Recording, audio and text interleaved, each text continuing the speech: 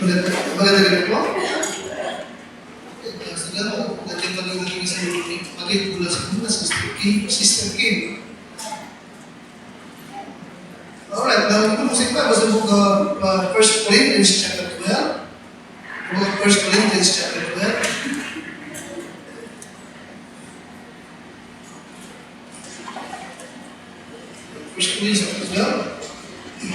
Alright, now, bago natin basahin yung chapter 12, ay matutumo tayo muna sa chapter 13 muna. Chapter 13.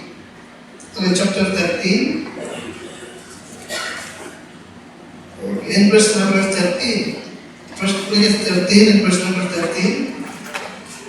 Alright, darating po.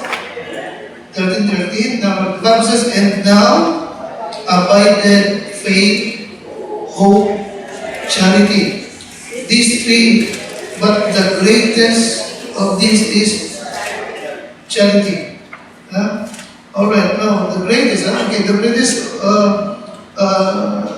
ibig ko lang ibig sabihin ay, si Pablo nito ay ipinakita niya na pinakadakila sa lahat dito ay itong charity. Charity. Alright? Binagit niya sa greatest. At dito, sa verse 13, ay meron din siyang tinukoy na ginamitin niya naman sa excellent sa chapter 12 and verse 31. Alright, inulo niya na may higit na dakila kaysa sa pananampalataya, pag-asa, at sa charity. At binigit niya na pinakadakila sa lahat ay itong charity. Alright. Now, sa chapter 12, verse 31, meron siyang binanggit na ganong pananalita yung kanyang ginamit. Chapter 12, 31, nandiyan kayo? Okay, sabi ko pa dito, but collect earnestly the best gifts. Ito din po yun? And yet, I show unto you what? A more excellent way. No, kanina, ang ginamit ng salita ay greatest. No, dito naman ay what? Excellent. Ginisa kayo? Excellent way. No? Now, tama ba? That the word greatest also means excellent. Di ba? And the word excellent also means what? Greatest. Di ba? Now, marami siyang pinuno no, sa chapter 12 hanggang 13, no? Pero sa dami ng kanyang turo ay meron siyang binanggit na meron higit na mas excellent. Meron higit na mas dakila sa lahat. At yun ang ibig ko na ating pag-usapan sapagkat dito ay ipinakita ni Pablo sa 12 and 13, no? Yung mga bagay na makatutulong sa ating church. To be what it ought to be. Amen? Lagi ko naman pinapagit na hindi lang naman hanggang dito lang yung ibig ng Diyos na maabot natin, di po ba? Amen?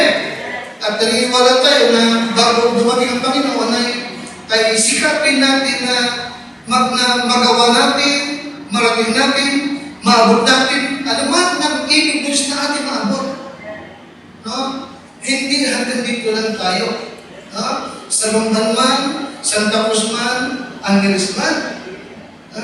Alright? At naniniwala ko, narito po sa dalawang chapter dito, chapter 12, and number 39, narito yung mga bagay na makatutulong po sa atin upang maabot natin, marating natin, yung mga bagay na talagang inilaan ng Diyos para po sa atin. Amen? Amen? Kaya ginamit niyo sa salita na ginamit sa kawan. Greatest and excellent. Alright? Now, madalas tayo mag-usap about the word great. Ngayon, ibig ko na pag-usap ko lang din natin kung salita excellent. Sabagat sa chapter 12 and 31 ay ginamit silang more. Ano sa kayo?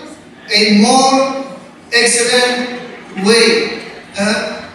Higit na mas magaling, higit na mas mahusay na kaparaanan. At yun ang aking title, A More Excellent Way. Alright?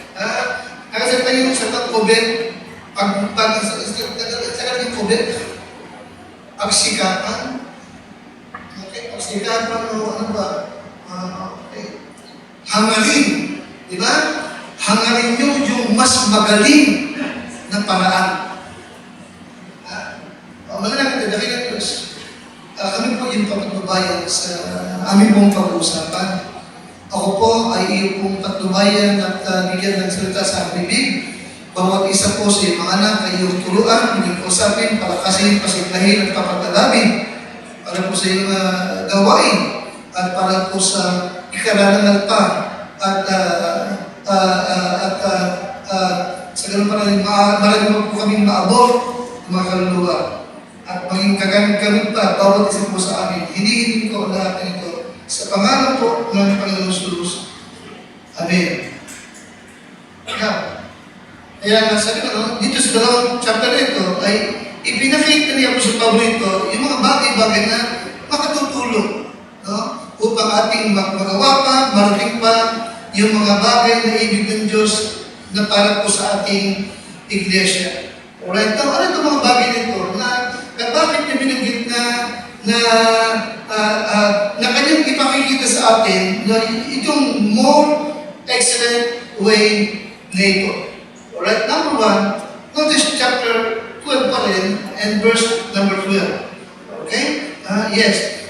The excellent way, no? For every believer. Ano itong mga bagay ito na magaling at mahusay para sa lahat ng mga mananampalataya. Okay. Basta din sa tagal.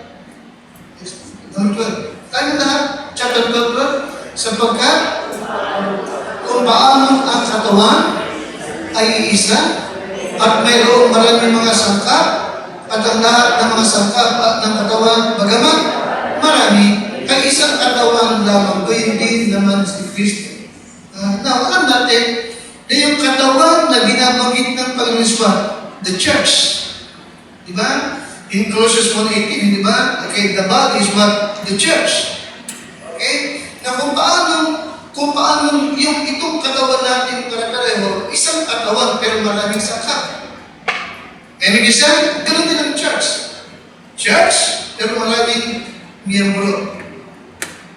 Ibig sabihin? Amen? Amen? Kaya nga, ang church ay isang katawan ni Kristo. Pero marami siyang sangkap. Marami siyang miyembro.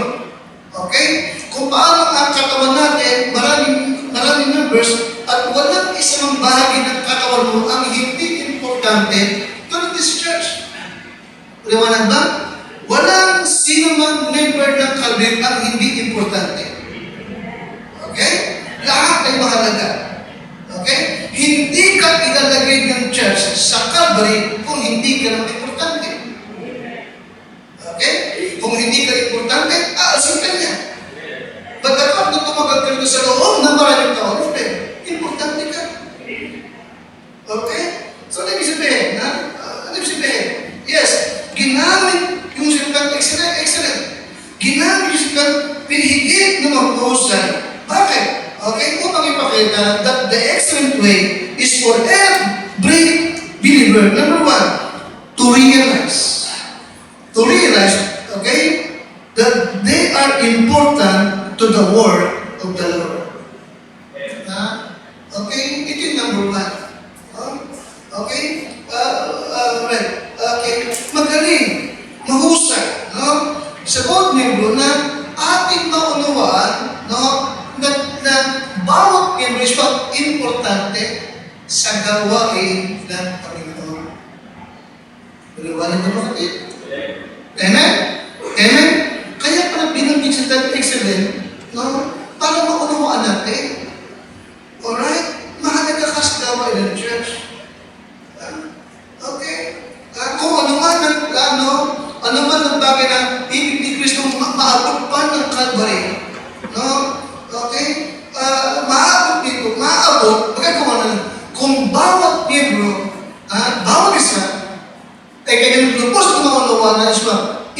importante siya sa gawain ng Panginoon. Maliwanag ba? Maliwanag ba? Ha? Hindi ka naligtas at naging membro ng Calvary para maging taga-dalulan. Maliwanag ba? Amen? Hindi ka para taga-dalulan. May magagawa ka. May gagawin ka. Amen, Christian? Amen? Kaya nga, the excellent way, sa bawat miyembro ng Calvary is what? Number one, pagkakas, to realize, na ano yung pagkakas? Okay, that they are important to the word of the Lord. Right? Kung paano ang katawan natin, no? Maraming bahagi. Ganun din, no? Ang church, maraming miyembro. Alright? Lahat yan importante sa gawain ng Panginoon. Ha?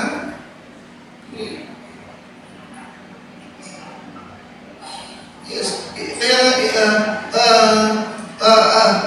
ano man ang palagay mo na hindi ka importante, no? Alright? Katulad mo na ikaw ay kabilang sa katawan.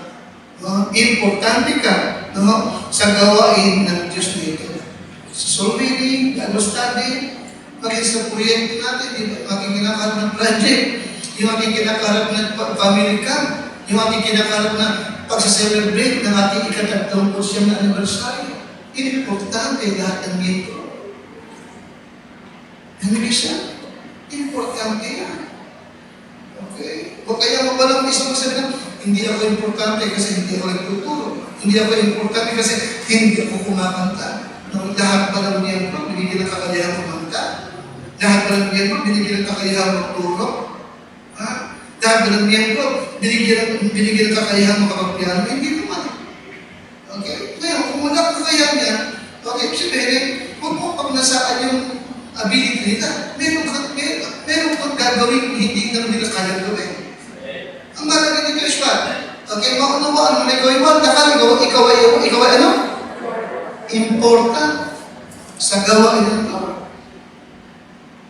Okay? Yes, it matters not how unimportant you feel. Isa kasi, damdamin mo lang yun eh. Diba? Amen? Isa kasi kung bakit hindi nakikita namin yung importante siya, kasi nga is what? Hindi niya nanunawaan na hindi ka taga-dudula. Nung araw, hindi ka importante kasi katoliko ka. Akala mo, importante lang sa simbahan, yung pawin at sa kristal. Diba? Religion yun eh. Ito church. Ang church body ito ni Christ. Amen? Kung paano yung body mo, walang isa ng parte ng katawan hindi importante. Ganun din sa church ng Lord. Walang sinong miyembro ang hindi importante. Amen? Kaya ito pagka wala, hinahanap. Diba? I-encourage. Okay? Tumulong ka. Magpakita ka doon. Amen? At tinutulad ka, alamin mo anong magagawa mo sa church. Kaya, yes, the excellent way is for every members of the church to realize they are important to the work of the Lord. Okay, nakita po, yung ginawa ni Pablo na halimbawa, yung katawan natin, no? Na ano sabi nun? Sa verse number 12 ulit. Number 12. For as the body is one and have many members, and all the members of that body is many are one body, so also is Christ. Interlinked by one Spirit, are we all baptized into one body, whether we be Jews or Gentiles, whether we be bond or free, and have been all made to drink into one Spirit. Verse 14, for the body is not one member, but many. Yes, 15. Merong paa, merong kamay, diba? Pero yung kamay at yung paa, no? Alright, ito ay kabigang sa katawan. Kasi ganun din ang bawat member ng Calvary. Alright? Kaya ang mahalaga, no? Kaya what is the more excellent way? Yes, na maunawaan ng miyembro, bawat miyembro, sila ay importante sa gawain ng katawan. Ha? Pangalawa, verse 14 ulit. For the body is not one member. Yeah? Sapagat ang katawan ay hindi isa-isang sangkap. Kundi ano? Marami. Kamay, paa, ulo, mata, bibig, ilong. Number 15. Kung sabihin na paa, sapagat hindi ako kamay, ay hindi ako sa katawan. Hindi nga, dahil dito hindi sa katawan. 16. At kung sasabihin ng kaina, sapagat hindi ako ang mata, ay hindi ako sa katawan. Hindi. Dahil dito hindi ka sa katawan. Okay, anong pinapakita? Okay, bawat bahagi ng katawan ay may kanya-kanyang gawain. Hindi siya? May kanya-kanyang gawain. Pero bagamat may kanya-kanyang gawain, may kanya-kanyang talagang mga magagawa, no? Hindi ibig sabihin na hindi siya kabilang sa katawan. May iba-ibang part, pero isang katawan pa rin kayo. Paliwanag ba?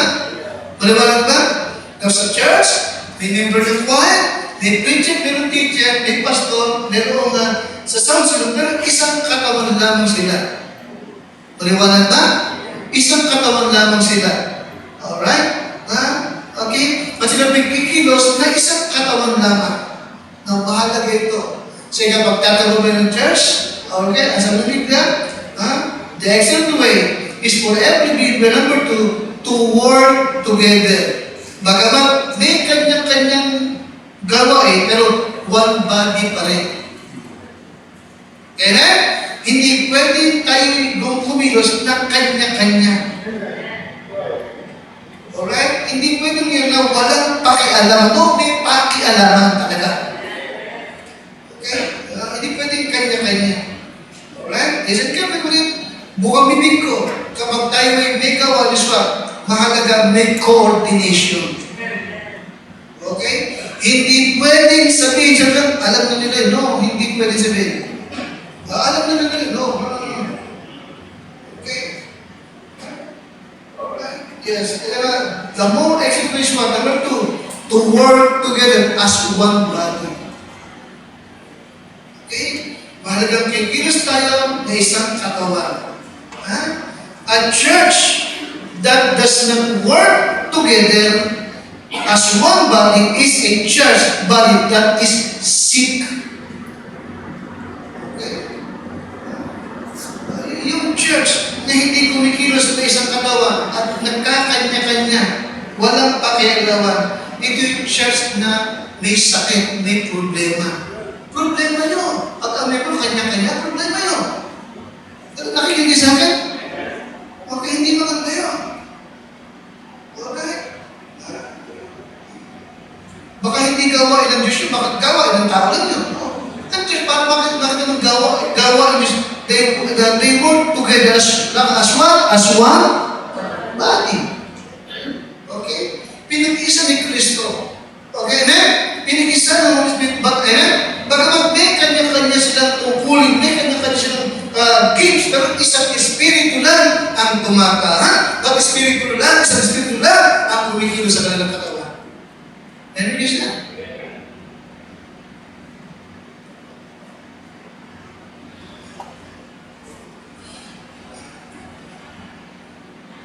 Kaya, the excellent way is for every member to work together. Ano isa? To work together. Ano isa? Amen? Yung bang iisa tayo kikilo, iisa tayo kikilo. Okay. Maring sigit ka, sa system sila. Worker sila ng Sunday school, but we work together bilang isang katawan. Amen? At ang pangunahin nating gawa ni Swat, to win the lost at any cost. Paliwanag ba? Amen? To win the lost at any cost. Okay. Di ba parang yung bombero, di ba? Yung fireman, may driver, may tagahawak ng hose, may taga-bomba, maliwanag ba? May nagtatrapi, amen? May nag-ooperate ng motor, maliwanag ba? Maliwanag? May kanya-kanya silang tungkulin, pero iisa lang ang gawain. Patayin ang apoy. Tama ako? Amen? Amen? Yung bumbero, may kanya-kanya. Yung bumbero, may driver, may tagahawak ng hose, may tagapag-operate ng makina, amen siya? May taga-bigbe, amen? Pero isa ang word, patayin ang apoy. Liwanag? Amen? Ako, pastor. Si Justin, doon sa system. Okay, si John Lee doon. Amen siya? O, si King, nasa Bulungan. Si Marvin, bago student. O, si ayan. Pero isa lang gawa nila, to win the lost. Alin ko rin? Win the lost. And to edify the saints. Kaya walang miyembro ang ini-importante. Right? Bagamat tayo marami tayong sangkat, but we must work together as one, not as one. But, nakita mo, anong ginamit ng ganito? More excellent. Ito ba siya ito? A more excellent way. Higit na mas mahusay, higit na mas magaling. Okay. To work together as one body. Amen ba? Teka gawin ito, tandaan din natin ito natin. Ibig kong mulit ito. Okay, sa church, bilang ito'y body ni Christ, there are no superior, okay, in the church. There are no superior in the church. Okay? Wala ditong taga-utos lang. Lahat tayo gumagawa. Okay? We are all a member of the body, working together. Amen? Working together to reach the lost. Amen?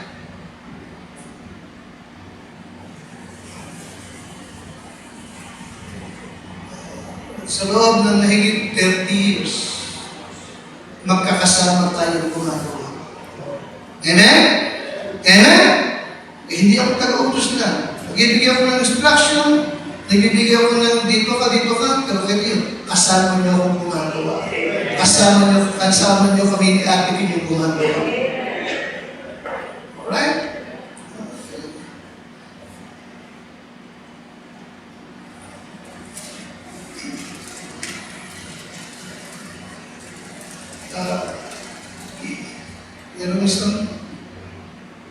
Meron isang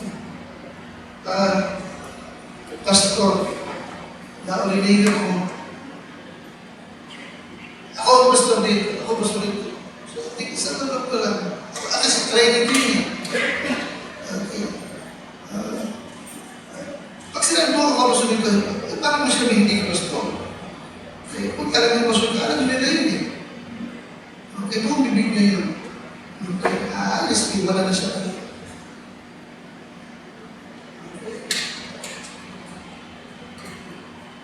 Kasi hindi mo naman kailangan sabihin yun. Tama?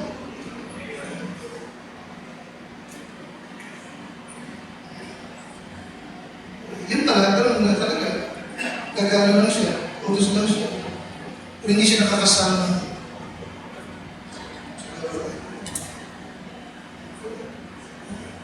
There are superior in the church. Walang tag-utos lang. Ang lahat ay gumagawa magkakasama. Amen? Maging sa project ng church. Diba? Anong project ng church? Kasama niyo ako. Diba? Okay. Nag-iisip. Nag-pray. I pray. Basta maabot namin yung ating goal na yan.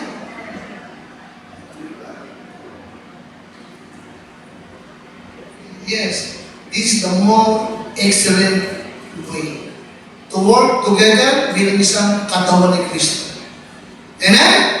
Amen siya. At bawat membro, mahalagang maunawaan niya na importante siya sa gawain ng Diyos.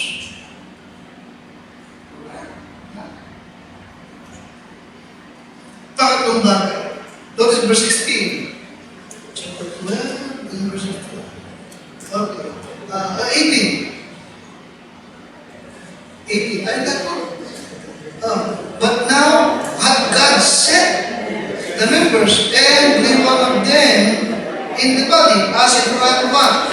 Okay. Hindi niyo? Nakita ko ito sa verse 18, yun sabi na, as God sent the members. Dito yun? Kapareho ito ng Acts 2:47. Ang Diyos ang naglalagay ng miyembro. Tama? Tama? Amen? Ang Diyos ang nagdadagdag. Alright? Naliwanag ba? Pag dito, hindi lang binanggit na siya nagdagdag, siya lang nagay, ulit. Nakakatawa yung dulo sa rita namin. As, in, had, what? Tignan mo? Okay? Sa Tagalog is what? Ayon sa kanya, nakaayon sa kanya, minagaling. Maliwanag ba? Anong pinakikita? Anong tinutulog sa atin? Ha? Okay? Alam ng Diyos, magaling para sa'yo, dito ka. Minagaling yung dito ka pupunta. Dapat naman, di ba? Amen? Minagaling yung dito ka pupunta. Nakita natin, di ba? Mabunga. Kalangian sa atin, mabunga ngayon. Amen kasi, nagagamit ka kayong higit ng Diyos. Okay? Minagaling niya. Alright? Dapat ngayon, inilagay ng Diyos ang bawat isa sa mga sangkap ng kanal na ayon sa kanyang minagaling. Alright? Ayun, siya naglagay sa iyo dito, at kabilang ka talaga dito, ayon sa minagaling, na ano pinapakita? Pangatlong bagay. Okay? The more excellent is what? For you to be involved in the ministry. Yeah? For you to be what? To be involved in the ministry. Mag-involve ka talaga na, yun talaga na pumalaog ka. Diba? Okay? Alright. Makibahagi ka. Sa lahat ng ginagawa nito, magkaroon ka talaga involvement. Ang talaga involvement? Involvement. Kimberly involved. Gusto ka involved, Kim. Sumama, makibahagi, ano pa? Involved. Parang gusto lang, masangkot. Parang training ko rin. Masangkot. Involved. Makibahagi, sumama, ano sa Tagalog yan? Mag-participate, English naman yun. Mag-participasyon. Meron guys, pero ganun ba, ipakita na, ito yung binabagit na more excellent. Tama? Pinakamagaling, pinakamahusay sa mga miyembro is what? Mag-involve. Magkaroon ka talaga. Makibahagi ka na sa bawat gawain. Okay. Bakit? Because you are a part of the body. Amen? Bahagi ka ng katawan. Dapat nag-isa ng bahagi ng katawan ba dahil ito ang ginagawa? Tama? Walang isang bahagi. Okay. Kung wala kang pakinabang, wala kang bahagi, baka kulubuhin ka. Kaya? Kaya kasi, kaya maaari di kami kanang kamay, kanang paa. Tama? Parang ilong ka, taingat ka. Alright?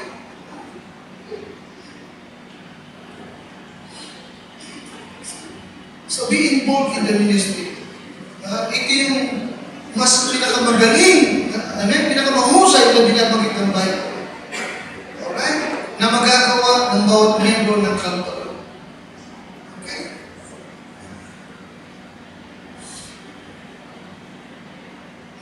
Okay, tinong yung ginamit ni Sir Tano. So verse 8, okay. So verse 8. Alright.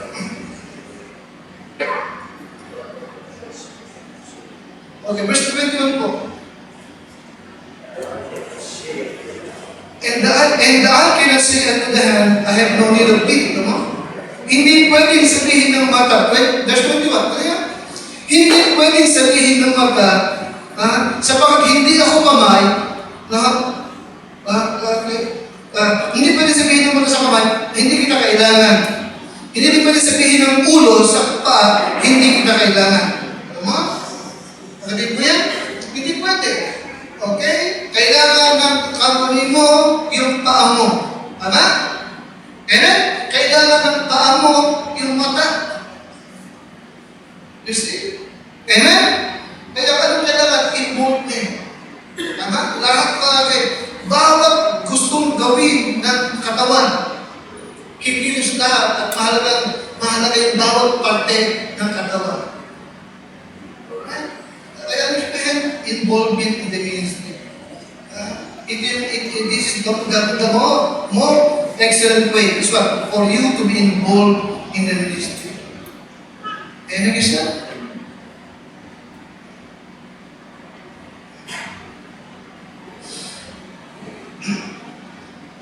Nakakita mo lang yung ginamit na pag nananawal Pablo, ha? Hindi pwede sabihin ng kamay hindi pwede sabihin ng mata sa kamay, hindi kita kailangan. Hindi pwede sabihin ng ulo sa paa, hindi kita kailangan. Because verse 22, nay, much more those members of the body which seem to be more people are what? Necessary. Alam mo? Kailangan. Mahalaga. Okay? So, ganun din. Kaya nga, huwag sana mangyari na may members tayo na sabihin, hindi ako mahalaga. Huwag sana mangyari, meron tayo members na sabihin, hindi na ako mag-i-involve. Hindi. Nakikinig sa akin?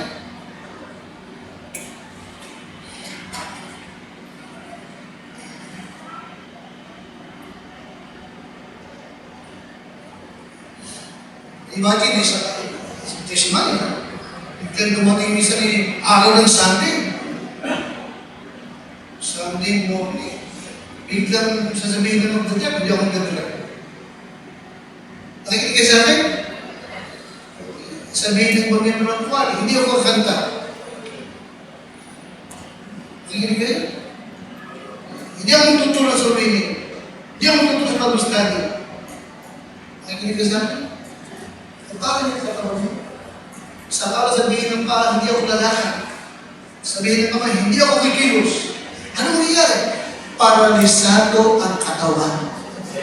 Di ba alam niya? Ganun din ang Church ng Lord. Maliwanag ba? Maliwanag ba? Kapag may mga miyembro sabihin, wala kayo, hindi ko nagagawin yung dati kong ginagawa. Ano nangyayari? Mapaparalyze ang Church. Di ba alam niya? Paralisado ang Church. Sino pinagdurusa? Yung katawan ni Kristo. Nakikinig kayo? Sino pinagdurusa? Sino binibigyan ng problema? Hindi yung pastor, kundi the body of Christ. Are you with me? No. Ngayon, pag ginawa mo ito, kanino ka nagkakasala? Hindi sa akin. Kundi sa Kristo na siyang head ng church. Don't forget that. Maliwanag ba sa atin? Importante, bawat miyembro. Amen? At importante, lahat ng ating ginagawa.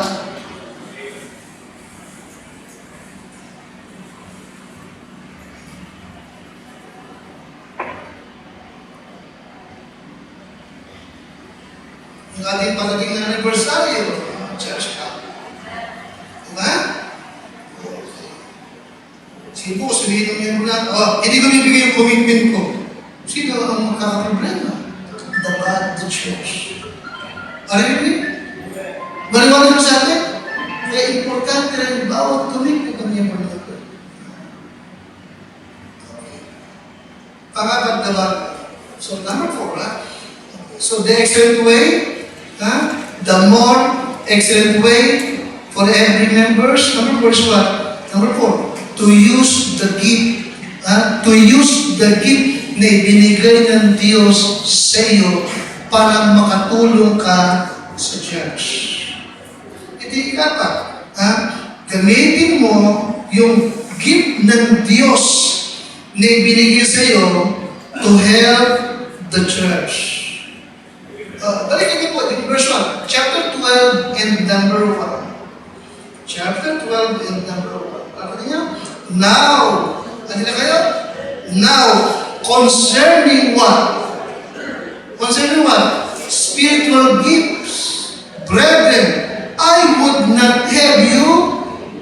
ignorant. Nakita mo yun? Nakita mo yun? Oh, alright. Nang maliwanag ko sa atin na walang isang member ng Calvary na hindi nakatanggap ng spiritual gifts. Maliwanag ba? Lahat tayo. Amen? Are you with me? Lahat tayo meron. At anong sabi ng Lord? Hindi ko ibig na kayo ay ignorant sa bagay nito. Maliwanag ba? Kaya lagi pinapagin kasi ayaw na Lord, ignorant ka. Gusto niya, alam mo yan eh. Meron kang gifts eh. Amen? May kanya-kanya kayo. Abilidad. Kakayahan. Maliwanag ba? At yung kakayahan o abilidad, mayroon tayo ha. Yung kakayahan o abilidad na meron tayo, ayon sa chapter 12 verse number 1, ito ay what? Spiritual what? Gifts ha? Gifts. Gifts na galing kanino? Galing kanino yung gifts? Galing kanino yung gift? Pangalawas, galing sa Diyos. Liwanag? Okay. Gift of God. Bakit ka binigyan ng Diyos yung gift? For what? To help the church. Tama? To help the church. Okay? To edify the church. To help the church, to edify the church. Makatulong sa church at makapagpatibay sa church. To help, to edify the church. Are you listening?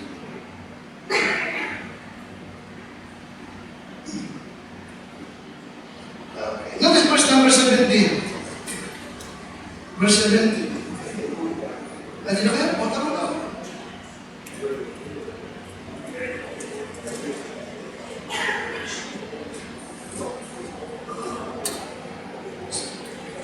So binigay para nakakatulong, no? Nakakatulong, yes. Kaya yes, God has given every believer gifts to help the church, to edify the church. Liwanag? Hindi ito binigay sa mga miyembro para lamang sa sarili mo. Okay? Kung ang buong katawan ay pawang mata, saan naroon ang pakinig? Kung ang lahat ay pawang pakinig, saan naroon ang what? Lakas? Ano ba? Lakas mo? Okay, anong tinuturo? May kanya-kanya. Hindi lahat mata. Ang pangit naman yung katawan, puro mata. Tama? Tama ba? Amen? Hindi lahat kahinga. Ang pangit naman kung isang katawan ka, ang kahinga mo, 10. Diba? Harimo ka lang, di ba? Maliwanag ba? Can you imagine ko ang Calvary Baptist Church sa Lumban, masanta ko si 10 pastor.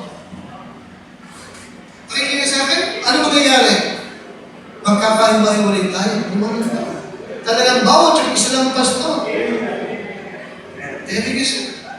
Pero maraming members. Maliwanag? Amen? At hindi lahat ng miyembro binigyan ng gifts para umawit. Kung lahat ng miyembro ay bigyan kayo at lahat ng miyembro ng kwan. Okay. Tawagan ng mga kwan! Okay, lahat. Sino natira? Walang natira. Lahat miyembro ng kwan. Maliwanag ba? Ano yung sabi? Kung lahat ay binigyan ng gifts para magturo, sino tuturuan? Nakikinig sa akin? Sino tuturuan? Kung lahat ay marunong.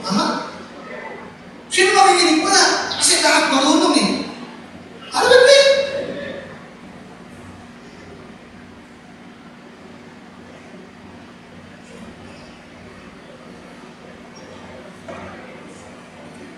Kung lahat ay binigyan ng gifts na mag-counsel, magpayo, sino papayuhan? Ano ba ba? Amen?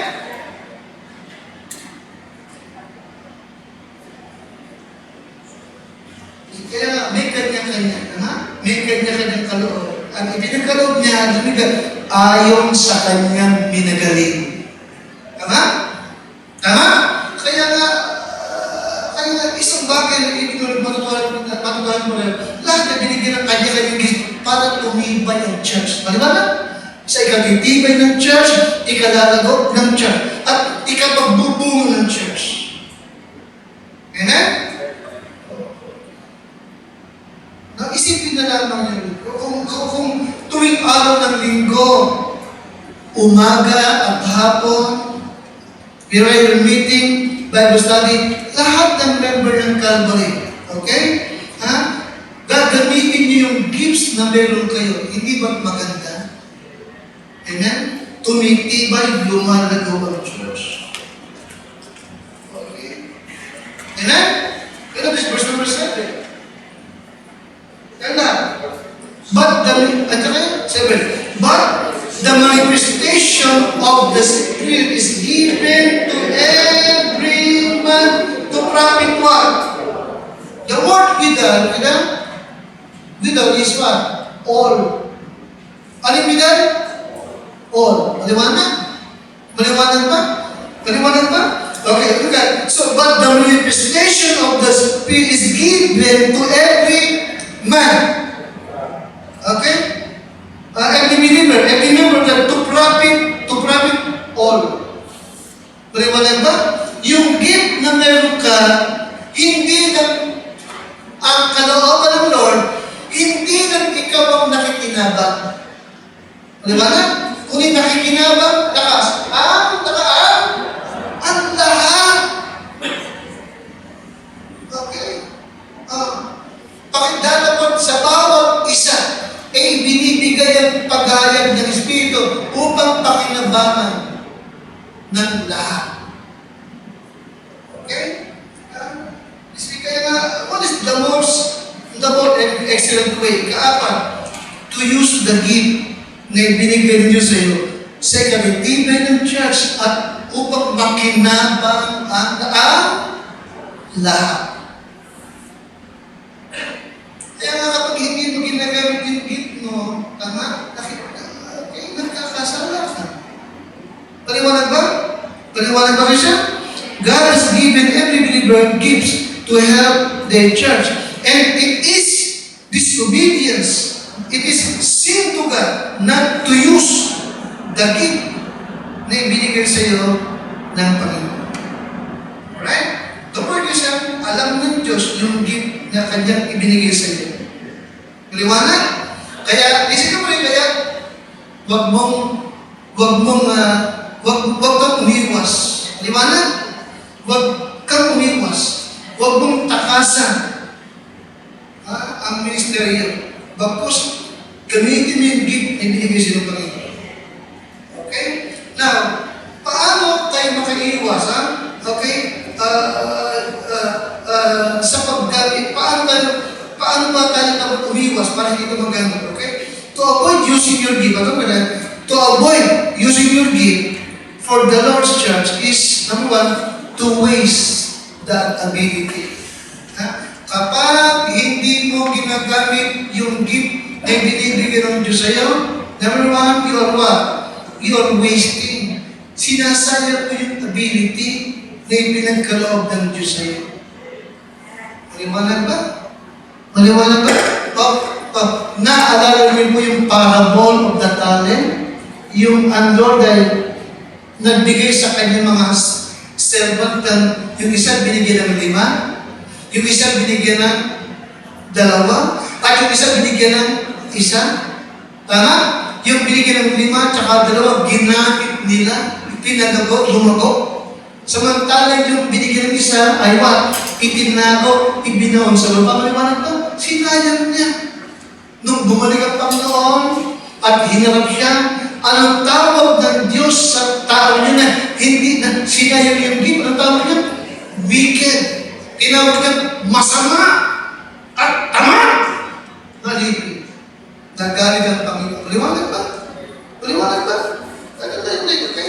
Ayaw ng Diyos na sayang yung binibigay. Kaya huwag mong iwasan. Huwag kang umiwas. Amen? Gamitin yung gift na pinagkaraw din siya. Ito yung higit na mas mahalaga. Higit na magaling na magagawa. Gamitin yung gift na binibigay sa Diyos. Okay? Sapagkat pag hindi mo yung ginamit, pangalawa, you hurt the church body. Baka na kasi pangalawa, you hurt the church body. Okay. Pinagdurusan mo, sinasaktan mo ang katawan ng Panginoon. Pangatlo, okay, you limit, okay? Okay? To avoid using your gift, sa church is what? Number 3, you limit what God wants you to do. Nililimitahan mo yung magagawa ng Panginoon. Liwanag ba? Okay? You limit what God wants to do through your life. Ang ganda dito. Diba? Isipin mo po nilang gawag niya mo ito. Okay? Nililimitahan mo yung magagawa sana ng Diyos sa buhay mo.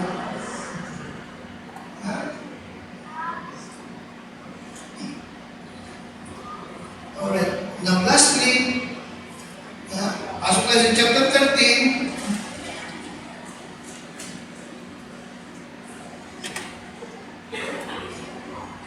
And verse number 2. Okay? Don't forget, Don't forget, di ba natutuhan natin yung original ng Bible, walang chapter, walang verses. Amen? Kaya kung tutusin, yung chapter 12 and 13, magkakasama, di ba? Ibinigay ni Pablo doon sa chapter 14 yung the more excellent way. Alright? At pag dinrito mo to sa chapter 13, verse number 2, natin yung conclusion. Ano yung conclusion? Chapter 13, verse number 2, ready nga? And though I have, the gift. Katabi sa inyo? And though I have the gift of prophecy, and understand all mysteries, and all knowledge, and though I have all faith, so that I could use the mountains, and have not, I am what? Kung wala ka ng pag-ibig, you are nothing. Now, anong pinapakita? Okay. Pamuli. The more excellent way is what? To have what? Love or charity. While habang ginagawa mo, habang ginagamit mo yung gift na ibinigay sa iyo ng Panginoon, mahalaga, meron kang what? Charity. Nakikinig ka sa atin? Nakikinig ka? Sa lahat ng aming ginagawa, kung walang pag-ibig, walang kabuluhan. Nakikinig ka sa atin?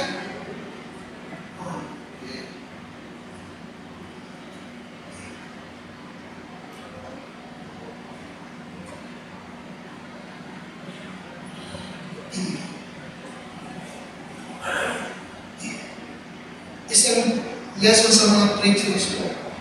Yes, mahalaga, you love to preach. Di ba namin? Mahalaga, you love to preach. But higit na, you love the people whom you preach. Tama?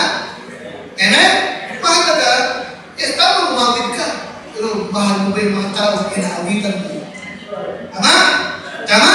Magaling na magturo sa Bible study, magaling na magturo sa mga bata, pero mahalaga, mahal mo yung mga tinuturo.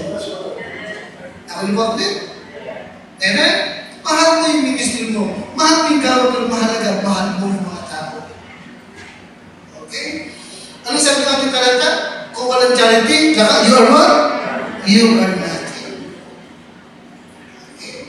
Pagkain natin ito ngayon. Salamat tayo ng Diyos sa ganito na itulong po sa mga